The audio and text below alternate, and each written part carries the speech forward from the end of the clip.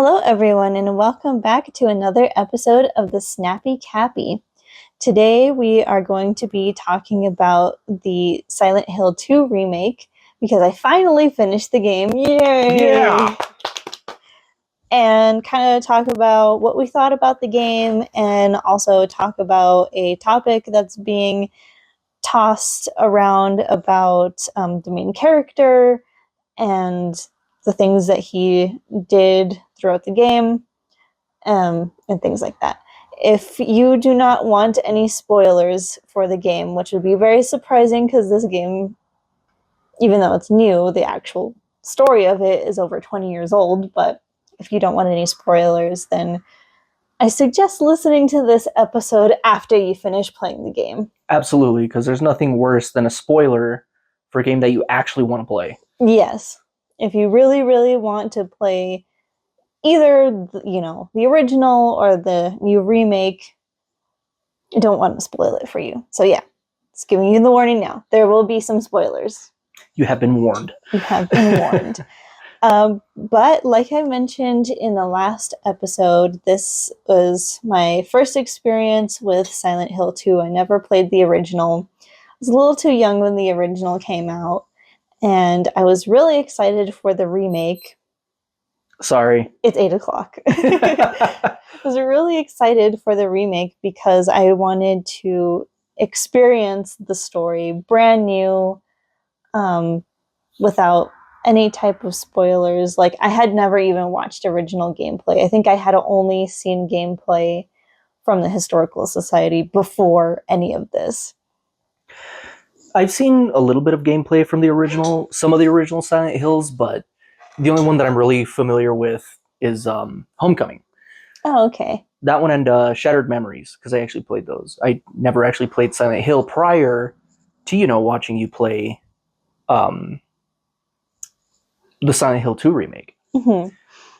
So to give a little premise to what the game is about, the game is about the character James Sunderland going to Silent Hill, which is a place that him and his wife enjoyed before she died, and he received a mysterious letter from her saying that she was in Silent Hill.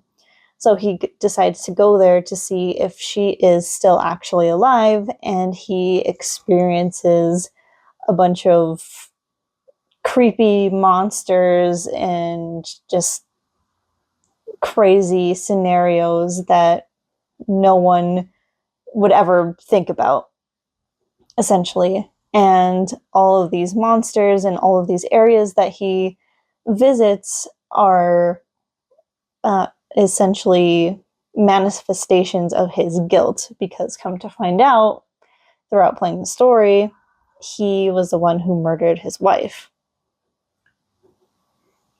That's definitely a very interesting backstory. Yes. And I would say I really enjoyed the game. I think it's probably gonna be my new obsession for a while. My new autistic obsession. Just to unlock all of those endings. Yes, unlock all of the endings. Maybe not all of the endings, because I don't think I can bring myself to play it 8 times. Oh. But at least unlock some more of the endings. 2 of the areas that I really enjoyed the most were the hospital and the labyrinth. I think the hospital was probably one of the easiest areas to navigate throughout the whole game, and I really enjoyed the labyrinth because you got to see sides of the other characters' stories. For example, Angela and the abstract daddy and what that means to her. I think that was also probably one of my favorite bosses, just because it was easy to kill. Which I think we actually looked it up online, and a lot of people were having a hard time with that boss. Yeah, it was very interesting, but if you are in the middle of playing this game and you don't care about spoilers, stay close to that enemy, not so close to where it can grab you, but also don't be so far away from it to where it will rush at you, because it will rush at you and it is insanely fast to where you cannot dodge out of the way. Oh. And it is also immune to any type of gun, so you have to use your pipe. Or melee weapon. or a melee weapon. Okay. Definitely good advice. Yes, very good advice. Don't be so close to where it can grab you, but don't be so far to where it's going to rush attack you. Because it also hits very hard. Oh, that's always fun. Yeah. Fast and hits hard. And then with a large health pool to boot. Yes. I think it takes like 20 odd hits to kill it or something. Okay, somewhere around that range. Yeah, somewhere in that range. So just expect that it's going to be kind of a long battle, but I didn't take any damage during that boss fight. So it's pretty easy when you kind of get to see its attack pattern. Because it has an attack pattern and it's also very clunky. Like he turns like a train, so Okay. if he stops in his tracks and you dodge out of the way, it's going to be pretty easy to hit him. Right on. But yeah, I would say two of my favorite areas were the hospital and the labyrinth. My least favorite area in the game was Toluca Prison. Not because it was scary like everyone was saying it is, but because it's so stupidly long for no reason. It's just tedious. Yeah, it's tedious, it's long, it's obnoxious. The enemies in the area are obnoxious. Just, yeah, it wasn't my favorite area. I think when I do replay it, because I am going to replay it, but when I replay it, I'm not going to be excited when I get to the area, because it just sucked. That's fair. Yeah, there's nothing like, getting absolutely swarmed. Yeah, that area has a really big issue with swarming, because when you get to the area where you have to overload the electric chair and that alarm goes off, and all of the enemies just like come in from both directions. Oh. And then because you start panicking because there's so many enemies in the area, you get twisted around in which direction you have to go back into. That sounds like fun. Yeah. Speaking of panicking, how would you say is your experience with just a random enemy coming out and like the atmosphere of just that happening?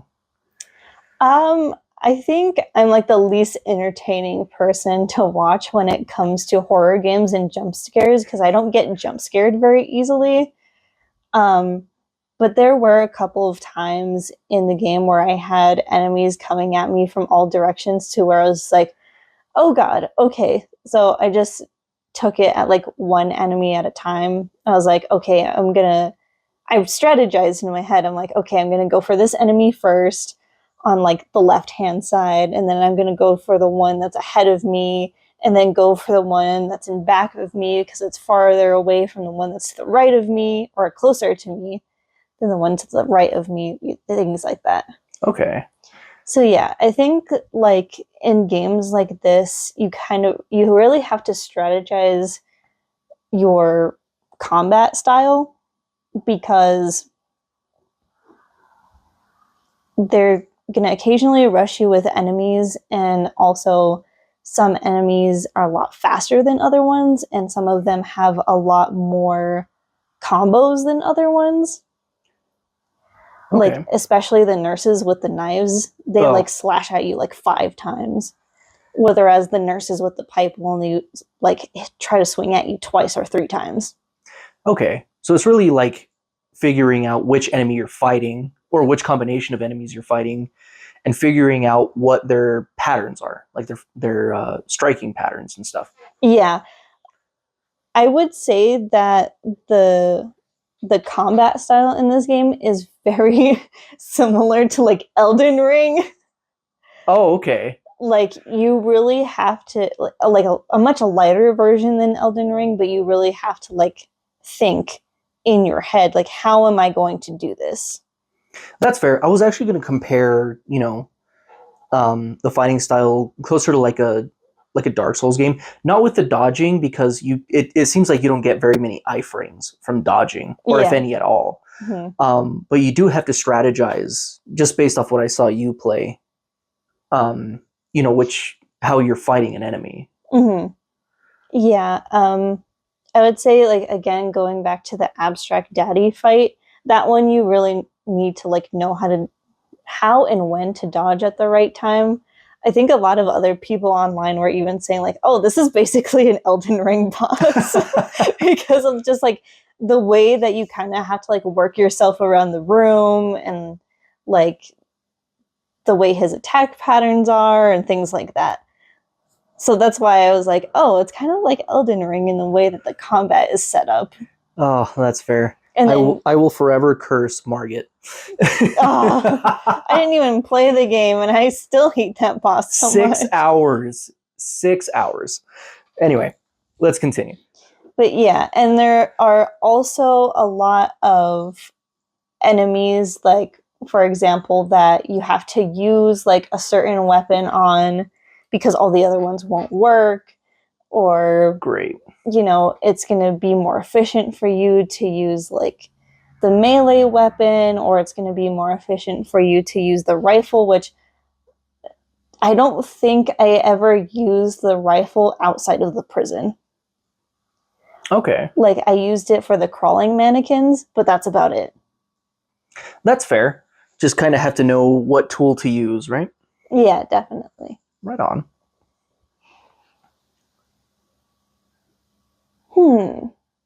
What other things about the game? Combat. What were you going to say? Oh, no, I was just going to say we can edit this out. Yeah. If we need to. But, yeah. Combat, story. I don't want to, like, say too much about the story because I don't want to, like, completely spoil the whole game. Right. Talk about the whole game. But one of the things that I really wanted to talk about in terms of Silent Hill 2 is something that I've been seeing a lot of people on like TikTok and Reddit talk about, which is a lot of people think that the main character is just like the worst person in the world.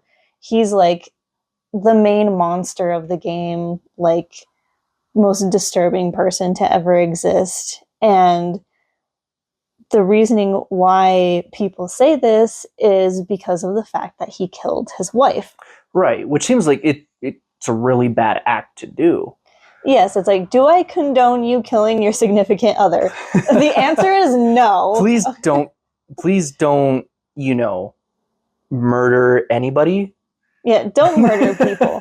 That's not healthy for you or the other person, I promise. Yeah, absolutely not. But I did want to talk about like how he isn't like the worst character in gaming of all time morally, because I think that there's a lot of complexity behind his character that a lot of people don't understand.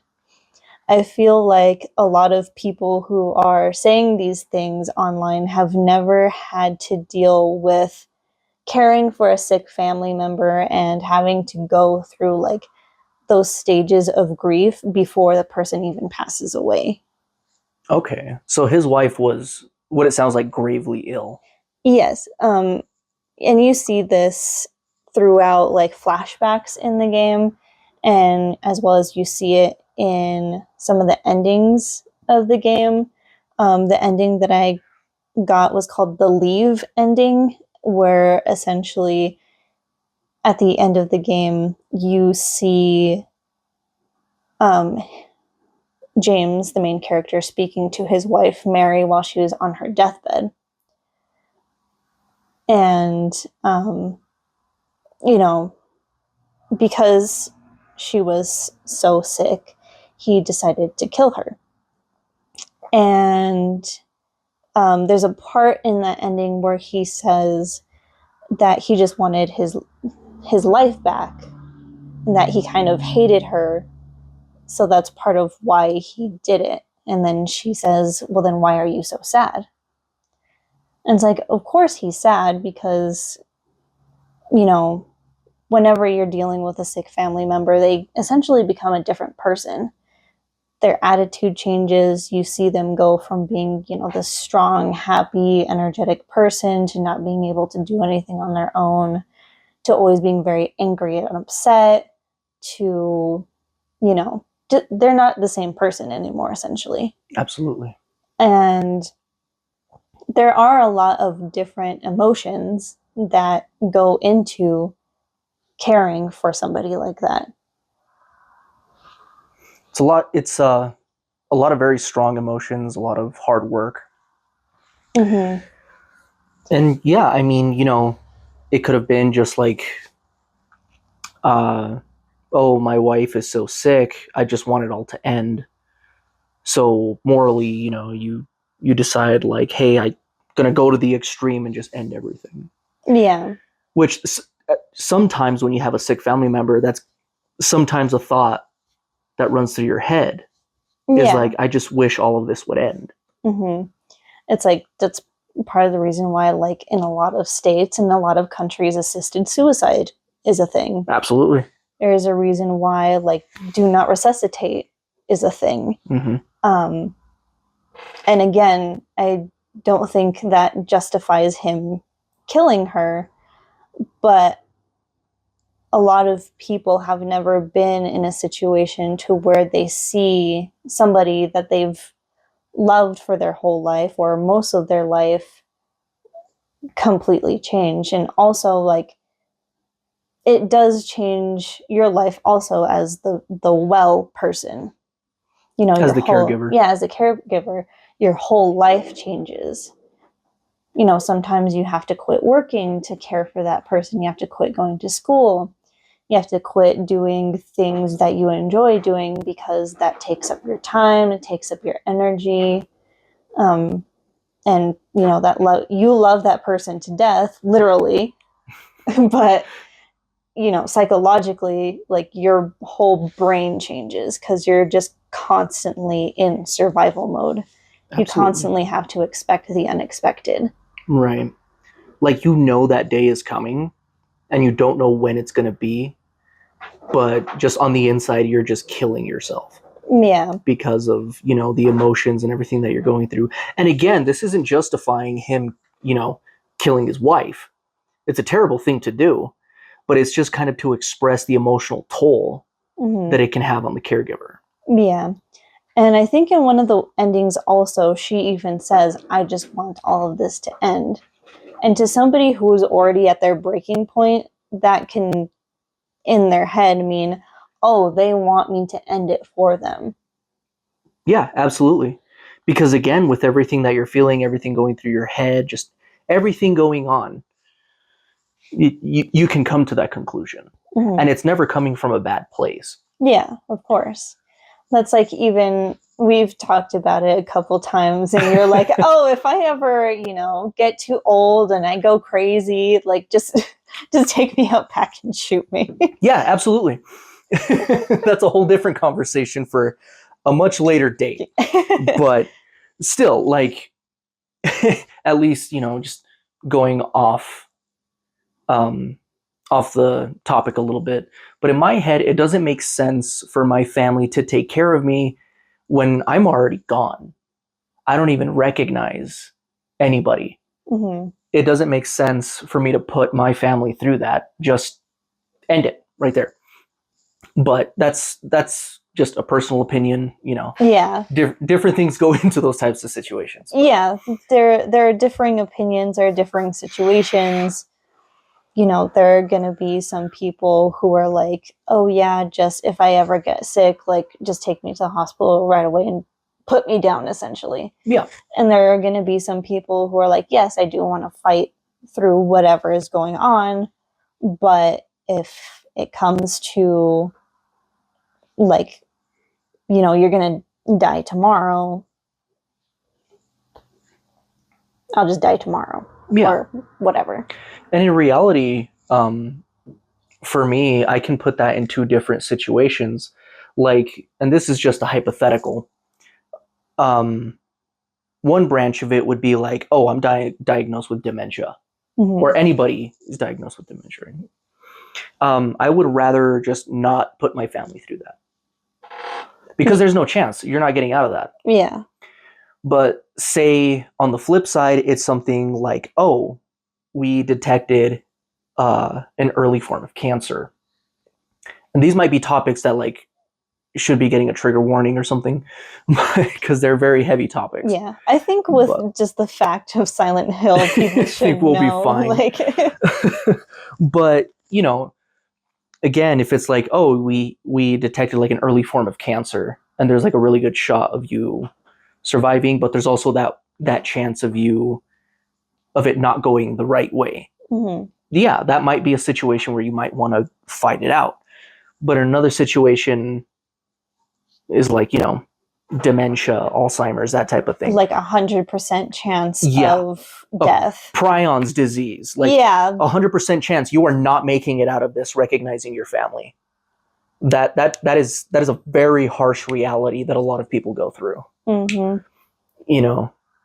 And that I don't ever want to put my family in a situation like that. Yeah, exactly. And kind of going back to it again, I feel like a lot of people who are saying that this character is like a horrible person have never been through a life situation where they've had to long-term take care of a sick family member. Yeah. Both of us have had to do it multiple times. Like, we know what that process feels like.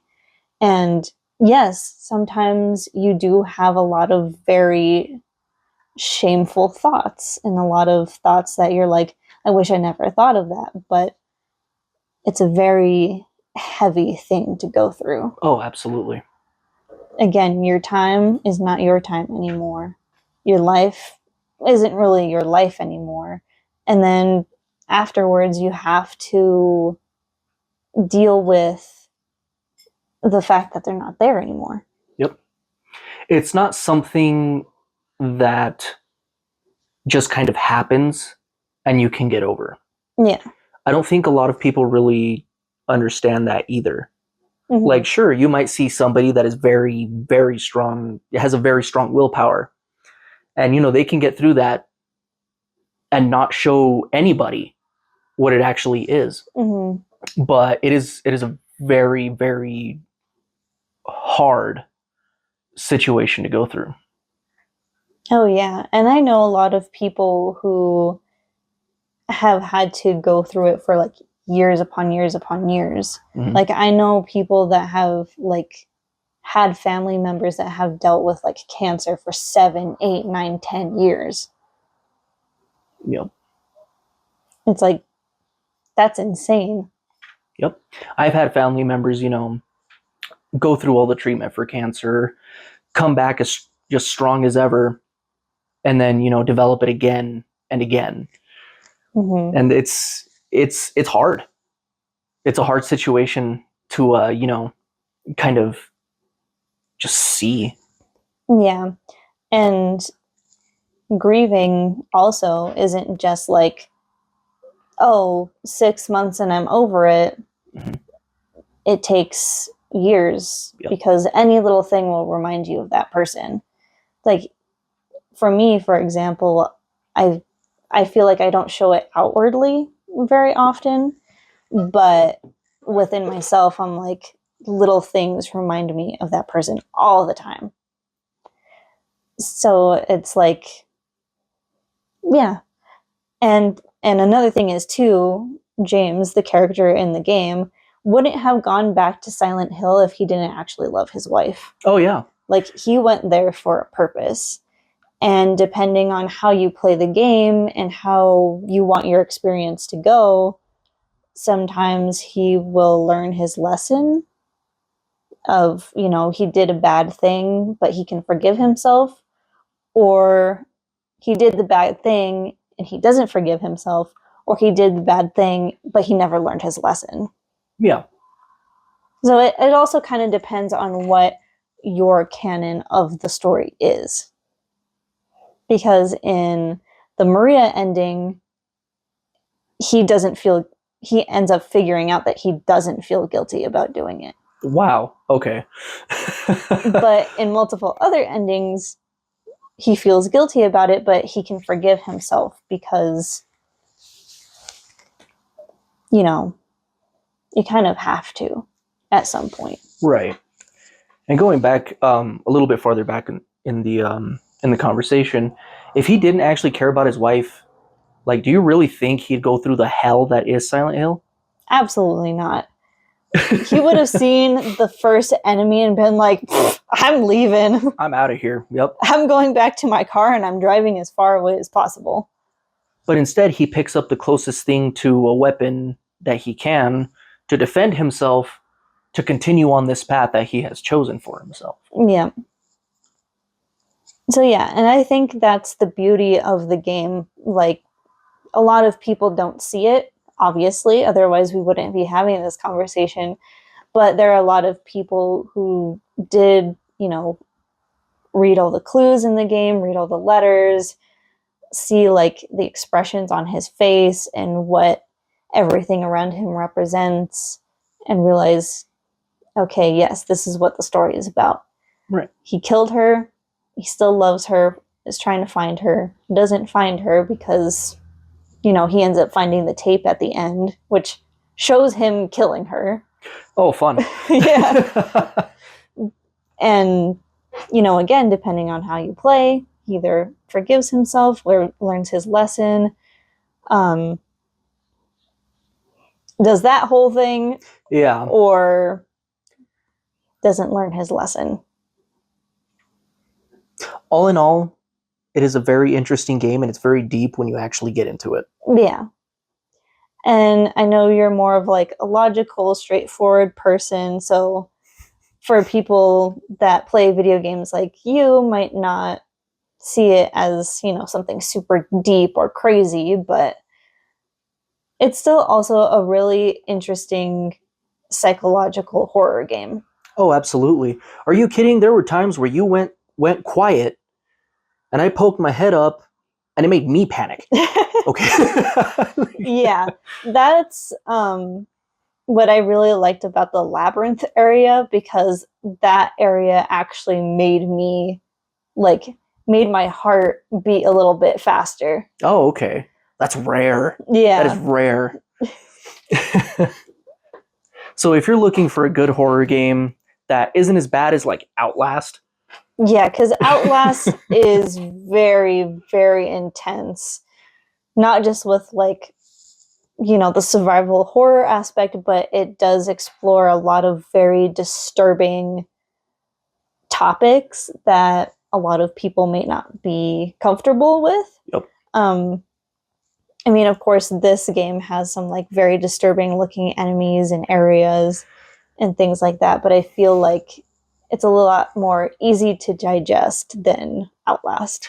I feel like, and this is going a little bit off topic as well, but I feel like they both have two very huge triggering things. Mm-hmm. One is in terms of SA. Mm-hmm. The other one is in terms of really just yourself. Yeah. So it's two very different themes, but they could both be very triggering if you're not careful. Yeah, like Silent Hill can definitely be triggering because it does also explore, SA, but in a less outwardly like explicit way. Right. Whereas Outlast it's just out there, like it's very explicit. Silent Hill just does it in a way where it's like more imagery. Yeah. Like it's like insinuating that's a thing. It's just like saying like, hey, this might be the thing. Outlast is like, no, that's the thing. That's the thing that's actually happening. Yep. Yeah, both games can definitely be very triggering. Again, kind of like if you've never played either before, really research them and like look at the topics that it explores. If you're not comfortable with it, I would say probably just read up on it if you're still interested in the lore. But yeah. One huge example of it is like I don't like the idea or like the fact that, SA happens, forceful sexual acts happen. Mm-hmm. Outlast 2 is very explicit with that theme. Yeah. I don't like the idea. I was watching, playthroughs of it, and I couldn't get past that point when it was just like they were barely bringing up the idea. Mm-hmm. it's not a comfortable topic for some people. And again, I'm a very logical person. I don't think about like, video games as being real life. Mm-hmm. But a lot of the times the topics that they touch on can be, something people are just not comfortable with. Yeah, which is perfectly fine. Yeah, for sure. Silent Hill talks about a lot of very uncomfortable things. Again, it's not very outwardly with it, but if you're somebody that likes to look very deep into things and collect all of like the notes and things like that, explores the topics of death, grief, essay, bullying, body imagery, things like that. So, yeah. That's another fair warning, though, by the way. So yeah, that's another fair warning. But I did want to talk about this game a little bit just because, it's a huge game. It's very loved by a lot of people, since the late 90s when the original game came out. You know, Pyramid Head is in pop culture everywhere. He's a very famous character from both the games and the movies and just like in general. So are the nurses. Like, I'm pretty sure like a skateboard brand put like the nurses everywhere at one point. I just can't remember which one. I gotta look that up.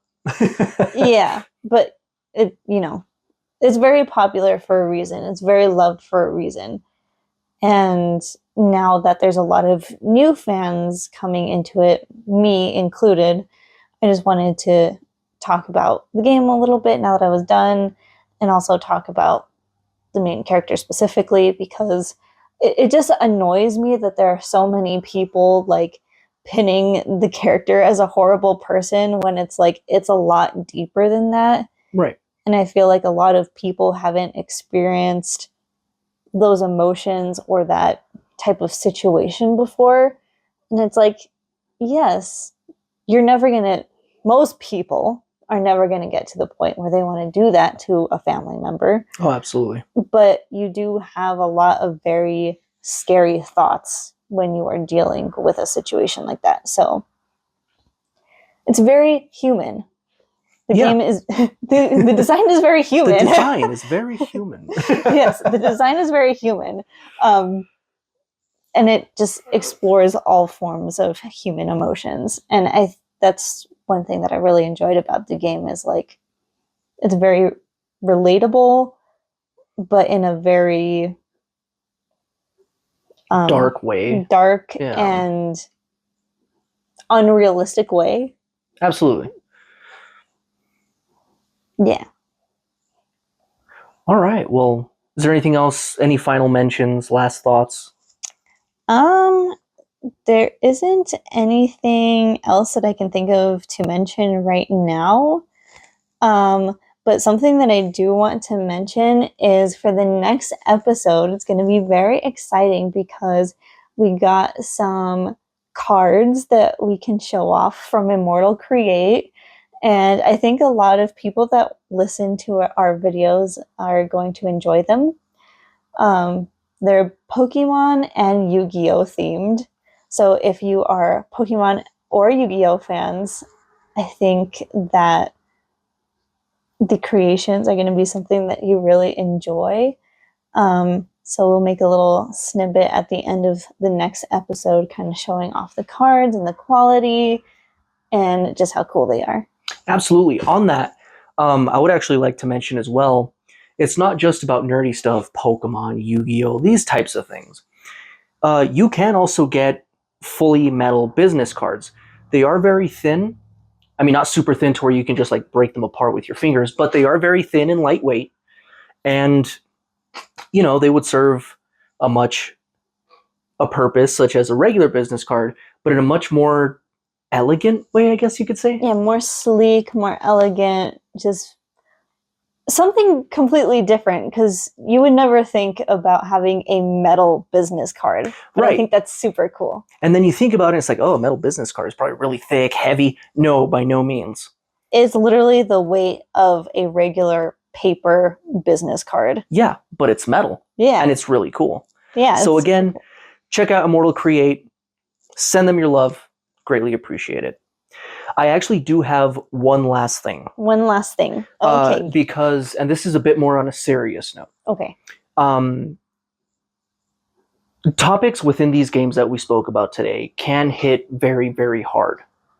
Mm-hmm. If you have any issues out there, you know, in terms of abuse, not very good thoughts, things like that. Like addiction, any type of addiction, like that. Absolutely. You have thoughts of harming yourself or others, anything like that, I highly encourage reaching out for help.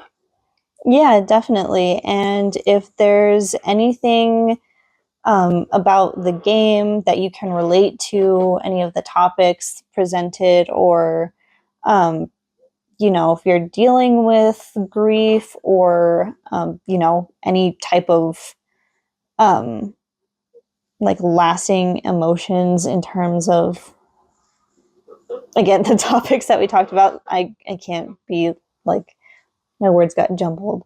Okay. Feel free to share them in the comments as well, because you know, we're here to build a safe space, and that's also why we decided to talk about this topic today. So if there's anything that you would like to share or any type of support that you want to give to other people, definitely share that in the comments. Along those lines as well, a lot of men don't get a lot of the support for their mental health that they need. Yes. And I would really highly encourage anyone or everyone to really talk about it, whether it be in the comments, if you want to speak to a trusted friend, anything. Please talk to someone. Yes, for sure.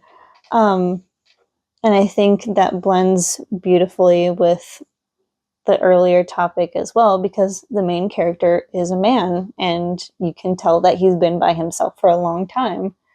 So it's been a whole 3 years without his wife. So yeah, he probably just really needed somebody to talk to, but instead he went to the horrors of Silent Hill. But yeah, is there anything else that you want to add? Nope. Just yeah, check out Immortal Create. If you need any help, reach out.